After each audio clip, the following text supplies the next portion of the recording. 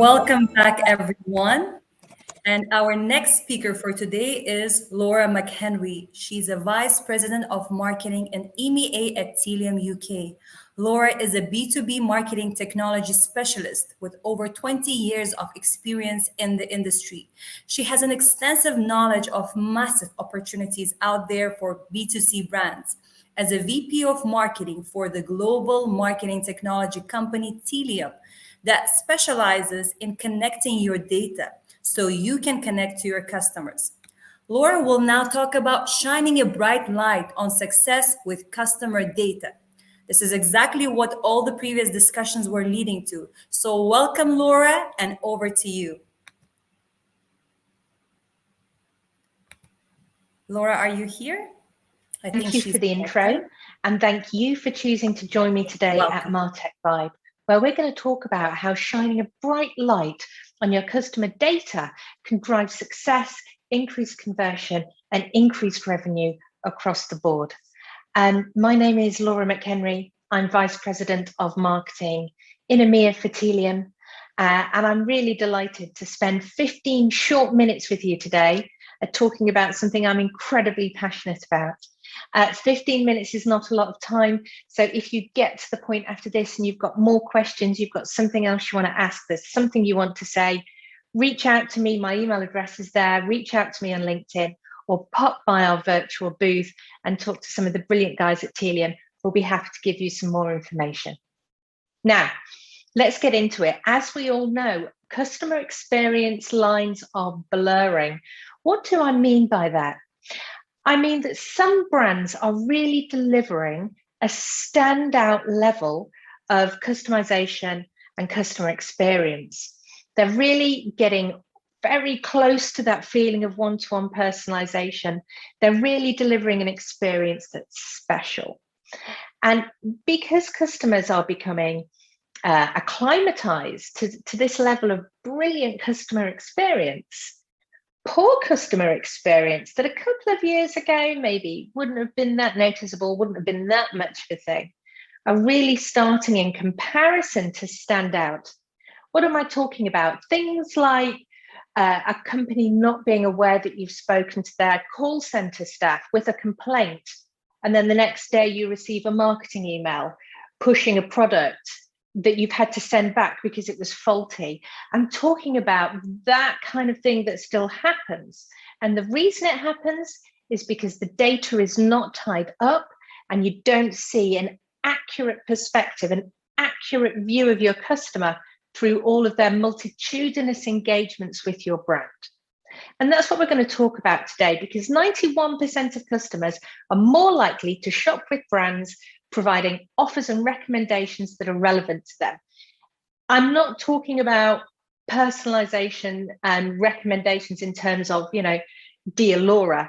I'm talking about really understanding that when I go to a certain brand, all I buy is female clothes. So marketing children's clothes to me, marketing male clothes to me, and maybe never buy the shoes, marketing the shoes to me, isn't going to make me feel known and understood by that brand. We also see that 80% of companies see an uplift when they implement personalization. Again, not dear Laura. We're talking about really understanding who I am as a customer and sending me things that make my life better, make my customer journey with you easier. 80% see an uplift when they can get into that level of granularity and segmentation to deliver a standout customer experience. Now, you need three things. One out of these three doesn't work. Two out of these three doesn't work. We need all three. We need the process, we need the people, the talent, and we need the technology. Process. Are we aligned as a marketing team? Are we aligned with our technology departments? Are we aligned with the bigger business in understanding the value a data strategy, a data transformation strategy, a customer-centric data strategy can bring to the whole business, not just the marketing team? And then do I have the people to implement it and make it work? And then do I have the technology underpinning all of that to make this work? You take any one of those three away, you're going to really, really struggle. So I always advise people, the indivisible trinomial, you need all three for a data transformation strategy, a customer-centric strategy to really work. Step one for me, let's get everybody on the same page. I talk a lot to companies about their data silos. One of the things that I see that is almost as destructive is interdepartmental silos within companies. So pulling in everybody who touches customer data, that's not just the marketing team, that's not just the tech team. It's going to be a wealth of people in your company who all touch customer data, and making everybody feel part of that process and aligned with the goals and with a clear understanding of what we can do to drive objectives and goals that are going to benefit the whole company. It's not just about benefiting the marketing team. It's not just about benefiting the tech team. These can drive benefits for the whole company. And it's really key that everybody at the very beginning feels like they have a say, they're being heard, they're part of this process. And that way you're going to see buy-in. You're going to see buy-in from all of these siloed departments that maybe, don't work that collaboratively together day to day. And they're all going to feel part of this overall growth and process for the entire company.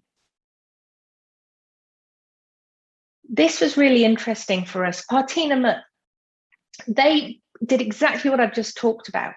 They pulled in all of their departments and all of their pockets of data to pull one really, really accurate customer perspective together. And then by pulling all of that together in real time, they're able to execute on it in real time to a level of accuracy and segmentation that drives the kind of results that are on the screen right now. Because people are receiving something that is genuinely relevant, genuinely useful is a phrase we don't use enough in marketing, by the way. Is it useful to me? They saw a 16.6% average increase in click-through rate across all of their email campaigns. And the key phrase for me here, trusted customer data. They trusted that what they had about individual A and all of their engagements with the Partina brand was completely accurate enough to execute off the back of it. So we've pulled everybody together. We've agreed what this is going to deliver, not just for the marketing teams, not just for the tech teams, but for the company as a whole. Determining your segments. And I'm teaching you to suck eggs here, so forgive me, marketers, okay? I know you're all rolling your eyes going, yeah, Laura. But I had a really interesting conversation with one of our clients in the Netherlands last week. And as a marketer, I'm always tempted to go 5 steps forward in terms of segmentation. How granular can we get it? How aspirational can we be? And she very sensibly said to me, we have to balance realism and aspiration. So first off, before we get super, super excited at what this unified customer profile can do for us, what basics are we still missing? Let's go back to the beginning. Let's have a think and let's look at what the data is telling us before, if you're anything like me, you get super carried away and want to start drilling it down to nth levels of granularity to get towards that one-to-one feeling of personalization. Let's first of all think, where are we? What's the data actually telling us? And how should that inform what we do next? This is something Roman Originals saw. It's fascinating. They had a really fixed idea of who their customer was, what that demographic data looked like, what that behavior looked like. They pulled all of the data from all of their silos, all of their customer touch points. They pulled it all together into a customer data platform. And they realized that actually their online personas versus their offline personas, completely different. Online, they had a group of customers shopping with them that were completely outside what they'd normally call their target demographic area. So they started to really focus in on that demographic, this group that they hadn't even really thought were interested in their brand. And as you see, within the first 6 months, they were achieving 6 times what they were spending on the technology to enable it. And by the way, I'm not here to sell Telium. Telium is our technology. So obviously it's what I'm going to reference, but it's the 3 things that I said at the beginning. It's process, it's people, and it's technology. You need all 3. Defining your action plan. Again, anyone out there who's run a project understands the steps I'm talking through here now. But staying focused. And for me, this is the point where all those different departments you brought in at the beginning, this is the time to pull them back. Don't drift off, guys. This is still your project. Maybe you're not involved day to day, but let's all stay unified on this. Let's all stay focused on what we're going to do and what's happening, what the timelines are, and how this is progressing. So should something fall off, should something get delayed, you've not suddenly got what I call those interdepartmental silos popping up again. People are going, I knew it would never work. You're all still part of the same team, driving to the same goal, shared responsibility and shared success. TUI took a fascinating approach. They wanted to really, with the loss of third-party cookies, the loss of intrinsic built-in tracking across the social media platforms, as we know, those are starting to drift away, led by Google and led by the charge. Potentially in 2023, nobody's quite sure. Watch this space. But they really wanted to track more effectively how customers were engaging with them through social media and how customers were converting with them through social media. So again, this is a whole team effort. This wasn't just about the marketing team. They pulled in all of their teams to work together on this and work out what they really wanted to understand and what they really wanted to achieve. So by using the conversion API tool between Facebook and our technology, they managed to, A, more accurately understand what that conversion looks like from social to the website. And they saw their cost per booking, which is a key figure for TUI, drop by 6%. And they also saw increase of 29% in terms of conversion across the social traffic, and return on ad spend, which is key for so many of us marketers, increased by 18%. So again, having a fixed perspective of what you want to achieve helps you measure. I'm allowed to make up my own words, right, guys, because I'm in marketing. Allows you to measure and monitor so much more effectively. I love this stat. If your personalization efforts can improve email open rates by 10%, that's 2% more site visits and 5% more conversions. So we're not talking about massive changes here. We're talking about starting in a measurable way, setting really realistic goals and tracking so that you can prove to everybody else in this group and your executive sponsor exactly how this is working. And then you can move into the more aspirational areas. Thomas Sabo, they wanted to segment and group people based on taste, which I thought was a fascinating way to do it. And they had so much data pulled together that they could start looking at taste versus behaviors, and then combining the two to get a really fascinating picture of intent from their customers. And again, you can see here, 70% higher conversion versus similar campaigns they'd run in the past.